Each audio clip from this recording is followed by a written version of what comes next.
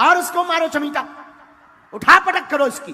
क्या सच में बागेश्वर धाम के पास दिव्य शक्तियां हैं या फिर इनका असली चेहरा कुछ और ही है? पुलिस ने सारी बातें जनता के सामने लाकर खड़ी कर दी हैं।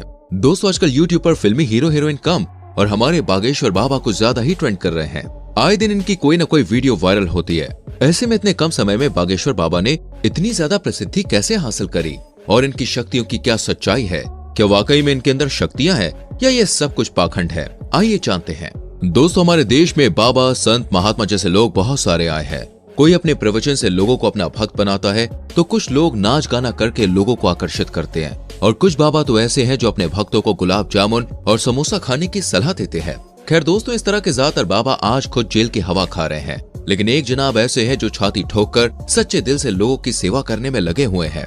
इनके दरबार में जो कोई भी जाता है ये उसके मन की बात पहले ही जान लेते हैं। हम बात कर रहे हैं यहाँ पर श्री बालाजी बागेश्वर महाराज की, जिनकी चर्चाएं केवल देश में ही नहीं बल्कि विदेशों तक फैली हुई है। भारत के अलावा भी बागेश्वर बाबा ने विदेशों में अपना दरबार सजाया हुआ है। बागेश्वर बाबा जब अपने कड़क अंदाज में बोलना शुरू करते हैं तो भक्त अपने आप ही आस्था में लीन हो जाते हैं। कुछ लोग रोना पीटना भी शुरू कर देते हैं। लेकिन इन सब चीजों के पीछे की असली सच्चाई क्या है और क्यों लोग बागेश्वर बाबा के सामने आते ही सब कुछ भूल जाते हैं? आइए बात करते हैं इस बारे में। सबसे पहले तो आपको बता दें कि बागेश्वर धाम सरकार का असली नाम धीरेन्द्र कृष्ण शास्त्री है। इनका जन्म शरदपुर के छोटे से गांव गढ़ा में हुआ था। इनका जन्म बहुत ही गरीब ब्राह्मण परिवार में हुआ था, लेकिन गरीबी के आलम में अपना बचपन गुजारने के बावजूद आज धीरेन्द्र कृष्ण स्वामी बड़े बड़े अरबपतियों को भी अपने दरबार में झुकाने की शक्ति रखते हैं। कहा जाता है कि धीरेन्द्र कृष्ण स्वामी हनुमान जी के परम भक्त हैं और 12 साल की छोटी सी उम्र से ही इन्होंने बालाजी यानी कि हनुमान जी की सेवा शुरू कर दी थी। इनका पूरा ध्यान भगवान की सेवा में ही लगा रहता था और सालों तक इसी तरह तपस्या करने के बाद धीरेन्द्र कृष्ण स्वामी को कुछ ऐसी शक्तियां प्राप्त हुई जिनकी मदद से आज ये सामने मौजूद व्यक्ति के बिना बताए ही उनकी परेशानियां समझ जाते हैं और उसे पर्चे में लिख देते हैं। धीरेन्द्र कृष्ण स्वामी हनुमान जी के परम भक्त हैं और 12 साल की छोटी सी उम्र से ही इन्होंने बालाजी यानी कि हनुमान जी की सेवा शुरू कर दी थी। इनका पूरा ध्यान भगवान की सेवा में ही लगा रहता था और सालों तक इसी तरह तपस्या करने के बाद धीरेन्द्र कृष्ण स्वामी को कुछ ऐसी शक्तियां प्राप्त हुई जिनकी मदद से आज ये सामने मौजूद व्यक्ति के बिना बताए ही उसकी परेशानियां समझ जाते हैं और उसे पर्चे में लिख देते हैं। बागेश्वर बाबा ये तक समझ जाते हैं कि आप सच कह रहे हैं या नहीं। इनके द्वारा लिखा गया एक एक शब्द 100% सत्य होता है, जिसका सबसे बड़ा प्रमाण ये है कि आज तक कोई भी इन्हें झूठा साबित नहीं कर पाया है। असल में होता यह है कि जिस किसी भी शख्स की अर्जी को बालाजी सरकार स्वीकार कर लेते हैं, उस व्यक्ति को या फिर उसके परिवार के किसी भी व्यक्ति को लगातार 2 दिन सपने में बंदर नजर आते हैं। और ये कोई मनगढ़ंत बात नहीं है दोस्तों।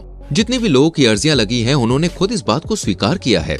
हालांकि फिर भी मीडिया वालों को कहाँ लोगों की बात पर विश्वास होता है, वो तो खुद अपनी आंखों से सब देखना चाहते हैं। इसी चक्कर में कई सारे मीडिया हाउस बागेश्वर बाबा के भक्त बनकर भीड़ में इकट्ठा हो जाते हैं, ये देखने के लिए कि आखिर इनके दरबार में होता क्या है। लेकिन जब मीडिया वाले दरबार में गए तो ये देखकर हक्के बक्के रह गए कि बागेश्वर बाबा ने उन्हें पहचान लिया था और उनकी पोल लोगों के सामने खोल दी। इस पूरे इंसिडेंट को देखने के बाद मीडिया वाले भी बालाजी सरकार के सामने नतमस्तक हो गए। जैसे ही ये बात लोगों के सामने आई, हर कोई ये देखकर दंग रह गया कि कैसे एक जवान बाबा ने बड़े बड़े संत महात्माओं के कान काट रखे हैं। धीरेन्द्र कृष्ण शास्त्री कहते हैं कि उन्होंने बालाजी महाराज की मदद से अब तक लाखों लोगों की जिंदगी संवारी है। बागेश्वर धाम सरकार की कृपा अपरंपार है, तभी तो जो कोई भी इनके दरबार में जाता है वो कभी भी खाली हाथ नहीं लौटता। सच्चे दिल से मांगी गई दुआ को बालाजी सरकार जरूर पूरा करते हैं, इसलिए तो उनके दरबार में भक्तों का तांता लगा रहता है। हर कोई बस एक ही मनोकामना करता है कि कैसे भी करके मेरी अर्जी लग जाए और बागेश्वर सरकार उसे खुद अपने पास बुलाए। कई महिलाएं तो इनके खूबसूरत चेहरे को देखकर मोहित हो उठती हैं। अब इनकी जगह कोई दूसरा बाबा होता तो वो इस बात का जरूर फायदा उठाता, लेकिन बागेश्वर महाराज ऐसे नहीं है। उन्होंने हजारों लोग के सामने इस तरह की महिलाओं को अपनी माता और बेटी कहकर सम्मानित किया है। वैसे तो ये अपने गांव में दरबार लगाते ही हैं, लेकिन दोस्तों उसके अलावा ये दूसरे जिलों और अन्य राज्यों में भी अपना दरबार सजाते हैं। ऐसी स्थिति में वहाँ भी बड़े बड़े मीडिया कर्मी और पत्रकार बागेश्वर सरकार की परीक्षा लेने की कोशिश करते हैं। ये नौजवान युवक माथे पर तिलक लगाकर आखिर लोगों को फंसा रहा है क्या, या फिर वाकई में इसके अंदर कोई दिव्य शक्तियां हैं भी, जिसकी वजह से दोस्तों एक बार तो बागेश्वर महाराज जी की तरफ से पत्रकारों को चैलेंज दिया गया, जिसमें पत्रकारों को हार का सामना करना पड़ा, क्योंकि अपने दरबार में आने वाले हर एक शख्स के मन में क्या चल रहा है उसका ज्ञान बागेश्वर सरकार को बखूबी रहता है। वैसे बहुत ही कम लोगों को धीरेन्द्र कृष्ण शास्त्री की बैक स्टोरी पता है। असल में इनके दादाजी भी बालाजी के बहुत बड़े भक्त थे और वो भी अपना दरबार सजाकर लोगों के कष्टों को दूर करते थे। हालांकि उनका दरबार छोटा होता था, लेकिन उनके अंदर मौजूद दिव्य शक्तियां काफी ज्यादा प्रबल थीं। इसलिए कोई भी उनके दरबार से निराश होकर नहीं जाता था। और वहीं से धीरेन्द्र कृष्ण शास्त्री ने भी बालाजी की तपस्या करनी शुरू की। धीरे धीरे यह हनुमान जी के परम भक्त बन गए, परंतु उनके दादाजी की मृत्यु के बाद दरबार सूना सा हो गया, जिसके बाद लोगों ने धीरेन्द्र शास्त्री से दरबार सजाने के लिए कहा। शुरुआत में उन्हें अपनी शक्तियों का ज्ञान नहीं था, इसलिए वो इस तरह की चीजें नहीं करना चाहते थे और सिर्फ बालाजी महाराज की भक्ति करना चाहते थे। लेकिन फिर जैसे जैसे धीरेन्द्र शास्त्री के अंदर की शक्तियां बढ़ने लगी, वह लोगों की मन की बातें पहचानने लगे और एक टाइम ऐसा आया जब उनके अंदर भी अपने दादाजी की तरह ही दिव्य शक्तियां आ गईं और अपनी शक्तियों की वजह से गांव में रहने वाला एक साधारण बालक आज पूरी दुनिया में बागेश्वर धाम सरकार के नाम से प्रसिद्ध है। दोस्तों, ये भारत का एकमात्र ऐसा धाम है जिसने साइंस और टेक्नोलॉजी को भी हिला कर रख दिया है और सोचने पर मजबूर कर दिया है, आखिर भाई ऐसा कैसे हो सकता है। क्योंकि अगर बागेश्वर धाम के महाराज धीरेन्द्र शास्त्री से पूछें तो वो कहते हैं ये सब कुछ उनके दादाजी और बालाजी की कृपा से मुमकिन हो पाता है। वो खुद कुछ भी नहीं करते, लेकिन अगर आप हमारी माने तो ये सब कुछ धीरेन्द्र शास्त्री के कठोर परिश्रम की वजह से संभव हो पाया है। 12 साल की छोटी सी उम्र में जहाँ बच्चे अपना घर का पता भी नहीं बता पाते, उस उम्र में ये दिन भर हनुमान चालीसा का जाप किया करते थे और उस निरंतर जाप ने इनकी बुद्धि को इतना ज्यादा प्रबल बना दिया कि आज ये उस स्तर पर पहुंच गए हैं जहां इन्हें लोगों के मन की बात को समझने में रत्ती भर भी समय नहीं लगता और ये जो कुछ भी कह देते हैं वो पत्थर की लकीर हो जाती है, जिसका सच होना तय है। और इसके एक दो नहीं बल्कि कई सारे एग्जाम्पल्स दिए गए हैं। लेकिन दोस्त, इनके दरबार में आने वाला हर भक्त सच्चे दिल से आया हो ये जरूरी नहीं, क्योंकि कुछ लोग अपनी बुरी नीयत को पूरा करने के लिए भी भगवान का ही रास्ता चुनते हैं।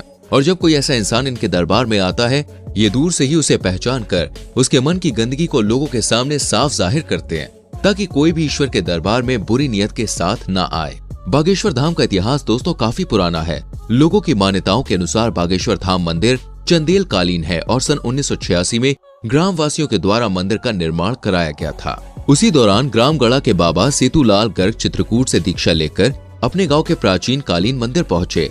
पहले तो इन्होंने राम कथा करी और फिर ये झाड़ फूक का भी काम करने लगे, जहां लोगों के अंदर मौजूद बुरी शक्तियों को अपनी एक फटकार से ये भगा देते हैं। लोगों का ऐसा कहना है कि जो कोई भी भूत प्रेत की शिकायत लेकर इनके दरबार में आता है वो हमेशा हमेशा के लिए ठीक हो जाता है। दोस्तों, हर मंगलवार को लगने वाला दिव्य दरबार सबसे ज्यादा प्रसिद्ध है, जिसमें लोग अपनी अर्जी लगाते हैं। लोग अर्जी लगाने के बाद यहाँ के टोकन्स को खरीदते हैं और फिर नारियल को लाल कपड़े में बांधकर अपनी मनोकामना पूरी करने के लिए यहाँ पर किस बार मंदिर की परिक्रमा लगाते हैं। यहाँ पर अर्जी लगाने के लिए लोगों की लाइन बहुत लंबी होती है और उसके बाद बागेश्वर धाम के दिव्य दरबार में जाकर श्री धीरेन्द्र कृष्ण महाराज के प्रवचन सुनते हैं लोग। और इसलिए चाहे पुलिस हो या फिर मीडिया, कोई भी ये नहीं कह सकता कि बागेश्वर धाम पाखंड है या फिर यहाँ पर लोग के साथ फ्रॉड होता है। लोग पूरी आस्था और विश्वास के साथ यहाँ आते हैं और खाली हाथ नहीं जाते।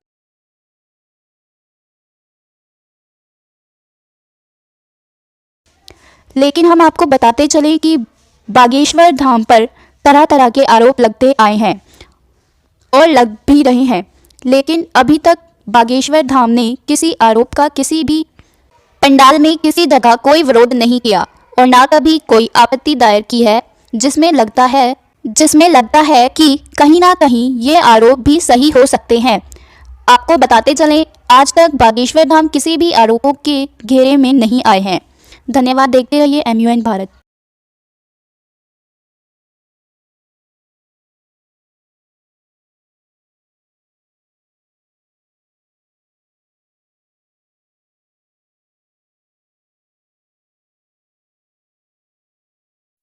मेरा पति माफिया, मेरा पति गुंडा, मेरे पति के बारे में कुछ नहीं बोला। हाँ। मेरे बारे में झूठ में बोल दिया। साला बाबा अगर बाबा है तो मैं यहाँ गाली दे रही हूँ, मुझे पकड़वाए कि मैं जिस लड़की का पर्चा बनाया हूँ वो लड़की मुझे वहाँ बैठ के गाली दे रही है, तब तो मैं जो कहेंगे वो हार जाऊंगी। ऐसी माँ बाबा बहुत है कि इनका भी कुछ दिन में लापता